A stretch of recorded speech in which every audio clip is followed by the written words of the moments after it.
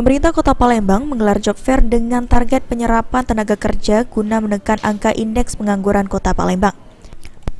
Menurut PJ Wali Kota Palembang Ratu Dewa, dengan kegiatan job fair ini bisa membantu masyarakat yang membutuhkan kerja dan menekan indeks angka pengangguran yang di tahun 2023 ini sudah menurun sekitar 7,49% dari tahun sebelumnya 8,2%.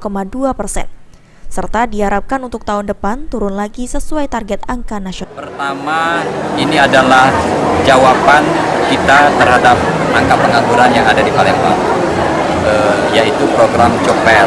Untuk itu, dalam kesempatan ini saya banyak mengucapkan terima kasih dengan Kementerian Tenaga Kerja Indonesia, termasuk Disnaker Provinsi. Angka pengangguran kita alhamdulillah turun 2002 ke 2023 di angka 0,71%. Nah, ini akan terus kita tekan. Salah satunya upayanya adalah melalui program job fair pada hari ini.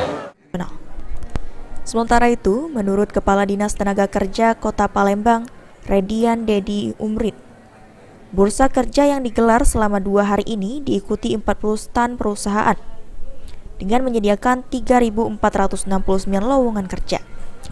Diharapkan bursa kerja ini berjalan efektif mempertemukan pencari pekerja dengan pemberi kerja atau perusahaan.